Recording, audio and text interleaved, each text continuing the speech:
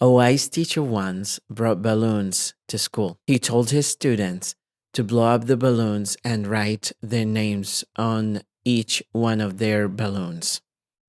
Then the teacher asked them to toss the balloons into the hole. The teacher told students to find their own balloons once he mixed them up. The students frantically looked for the balloons, but it was chaos. Everyone was fighting, trying to find their own balloons, and some of the balloons just blew up. Then the teacher raised his hand and told the students to listen. The students listened attentively to their teacher.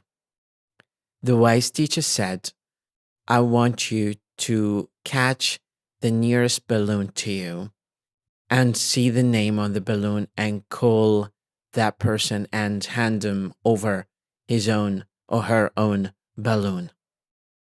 In less than 2 minutes, each one got their own balloons. The teacher then said something very smart. He intelligently told the students that these balloons are like happiness. We won't be able to find it if we are only looking for our own happiness. But if we care about someone else's happiness, it will ultimately help us find our own. There are some studies that showcase that the amount of happiness that you gain from helping other people is outweighing the amount of happiness that you get when you purchase something or when you have something in your own possession. Thank you very much.